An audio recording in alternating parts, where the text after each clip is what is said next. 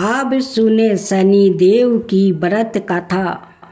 शनि देव पर तेल चढ़ाया जाता है। इस संबंध में आनंद रामायण में एक कथा का उल्लेख मिलता है। जब भगवान की सेना ने सागर सेतु बांध लिया तब राक्षस इसे हानि ना पहुंचा सके।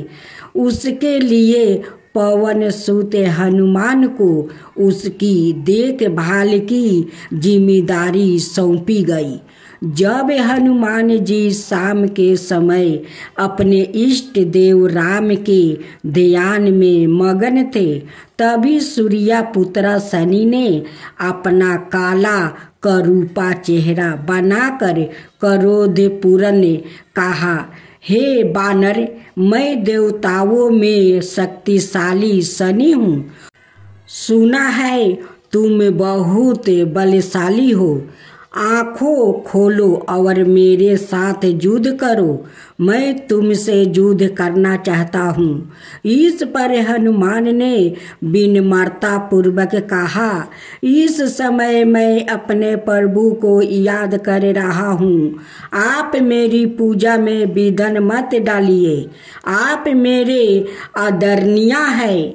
कृपा करके आप यहाँ से चले जाए।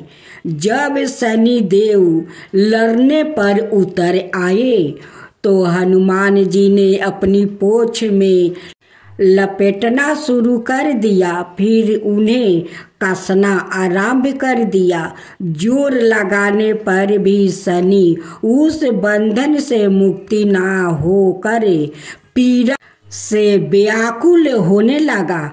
हनुमान ने फिर सेतु की परिक्रमा कर शनि के घमंड को तोड़ने के लिए पत्थरों पर पोछ को झटका दे दे कर पटकना शुरू कर दिया। इससे शनि का शरीर लहूलुहान हो गया, जिससे उनकी पीड़ा बढ़ती गई। तब शनि देव ने हनुमान जी से प्रार्थना की कि मुझे बंधन से मुक्ति कर दीजिए। मैं अपने अपराध की सजा पा चुका हूँ। फिर मुझसे ऐसी गलती नहीं होगी। इस पर हनुमान जी बोले, मैं तुम्हें तभी छोड़ूंगा जब तुम मुझे वचन दोगे कि श्री राम के भक्त को कभी परेशान नहीं करोगे। यदि तुमने ऐसा किया तो मैं तुम्हें कठोर दंड दूंगा। शनि ने गिड़गिड़ा कर कहा, मैं वचन देता हूँ कि कभी भूल कर भी आपके और श्री राम के भक्त की राशि पर नहीं आऊँगा। आप मुझे छोड़ दे। तभी हनुमान जी ने शनि देव को छोड़ दिया। फिर हनुमान जी से शनि देव ने अपना घावों की पीड़ा मिटाने के लिए तेल मांगा। हनुमान जी ने जो तेल दिया उससे घाव पर लगाते ही शनि देव की पीड़ा मिट गई। उसी दिन से शनि देव को तेल चढ़ाया जाता है, जिससे उनकी पीड़ा शांत हो जाती है और वो प्रसन्न हो जाते हैं। अब आप सुनेंगे देवी काली की कथा। देवी काली को शक्ति का साक्षात स्वरूप माना जाता है। माता रानी अपने भक्तों पर दया दृष्टि रखती है, लेकिन दुष्ट और दुराचारियों पर विध्वंस भी करती है। महिषासुर अति बलशाली दैत्य था, जिसका संहार देवता भी नहीं कर सके। इसलिए देवी काली का जन्म हुआ।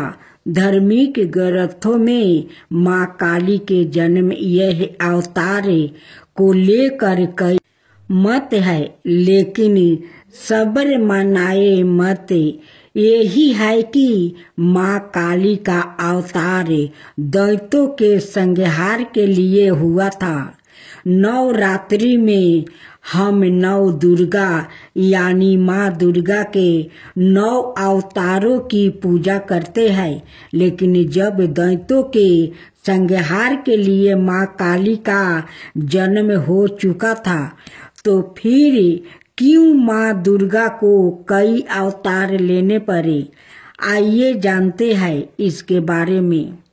काली माँ की कहानी छठी सातवीं के देवी महात्म्य के प्रथम अध्याय में काली को महाकाली के रूप में दर्शाया गया है।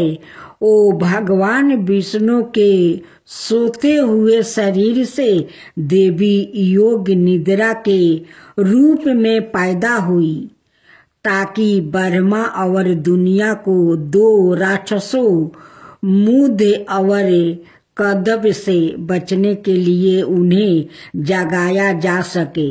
एक बार जब विष्णु जागे तो उन्होंने उन राक्षसों के खिलाफ एक लंबा युद्ध शुरू किया, लेकिन वो अभी भी पराजित थे और अपनी सफलता पर गर्व कर रहे थे।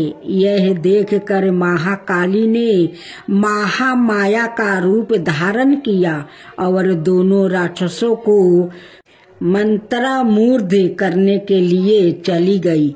जब वो महामाया से विचलित हुए तो विष्णु ने उन्हें तुरंत मार डाला। बाद के अध्यायों में चंड और मुंड 2 राक्षस थे जो देवी दुर्गा पर हमला करते थे। दुर्गा इतनी उग्रता से जवाब देती है कि काली उसके माथे से निकलती है और उन दोनों को मार देती है। यहाँ काली को गहरे नीले रंग की त्वचा संधि हुई, आंखों वाला एक पातला चेहरा और खोपड़ियों की माला के साथ बाघ की खाल का कपड़ा पहने हुए बताया गया है। बाद में उसी युद्ध में राक्षस से रक्त बीज जिसके सेनापति चंड और मुंड थे युद्ध में काली का सामना करते हैं। रक्त बीज को वरदान है कि उसके खून की हर बूंद जो जमीन को छूती है उससे उसका एक और कैलोन पैदा हो जाएगा।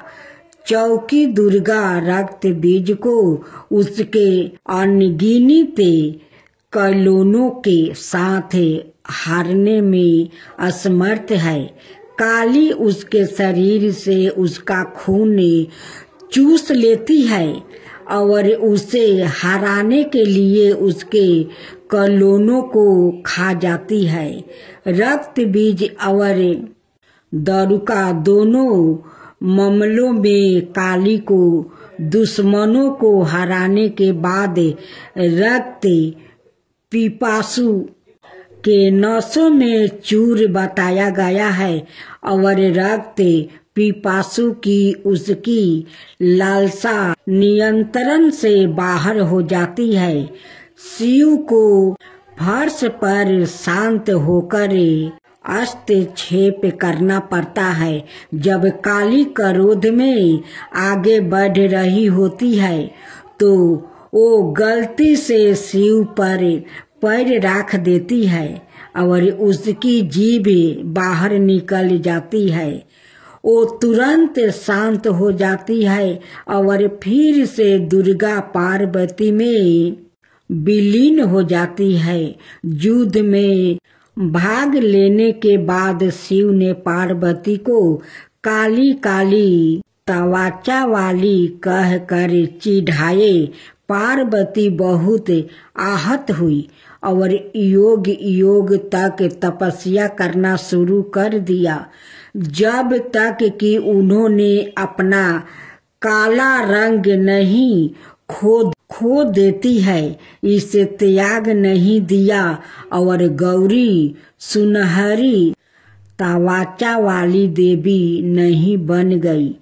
उसका छिपा हुआ अंधकारमय अवतारण कोशिकी बन जाता है, जो क्रोधित होने पर काली बन जाता है।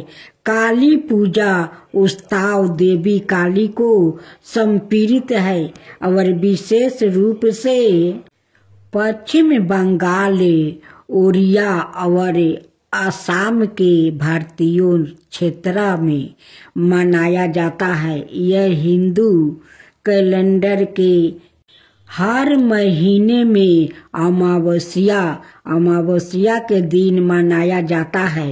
यह दीपावली के बाद शुरुआत होता है और दिनों तक चलता है। चौकी देवी काली महाविद्याओं में प्रमुख है। उनमें से प्रत्येक का काली पूजा से पहले अवतार का एक दिन होता है।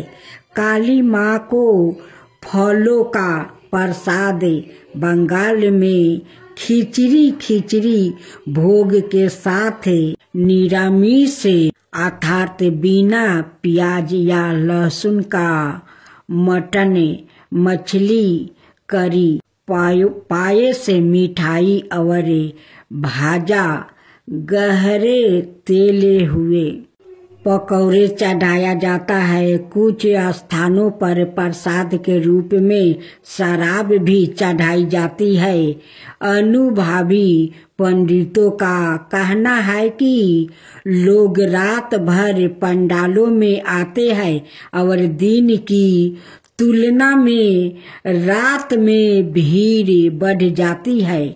पूजा आश्चर्यजनक रोशनी, प्रकाश और धावनी सो काली पूजा से पहले प्रत्येक दिन मनाए जाने वाले महाविद्याओं के अवतार और अंतिम महाविद्या कमलात्मिका के अवतार, जिसे कमलात्मिका जयंती के रूप में मनाया जाता है, दिवाली के दिन पड़ने के कारण उन्हें अक्सर तांत्रिक लक्ष्मी के रूप में माना जाता है। इसके कारण और इस के कारण कि लक्ष्मी को विष्णु की पत्नी के रूप में माना जाता है। उसके बाद इसे लाल गुलहल के फूलों और गुलहल की माला से सजाया जाता है, जो उनका पसंदीदा फूल माना जाता है। फिर काली पूजा पंडालों में काली मंत्रों और भजनों की मदद से की जाती है। उनकी प्रार्थना की जाती है और उनकी दिव्यता का आहन किया जाता है। यदि पूजा घर पर आयोजित की जा रही है तो मंदिर काली पूजा की पूजा सेवा प्रदान करता है, जहां भक्त की ओर से पूजा आयोजित की जाती है। मंदिर के पंडितों के पास पूजा के लिए सारी सामग्री तैयार है और भक्तों को बस कुछ निर्देशों का पालन करना है, जो मंदिर द्वारा इसमें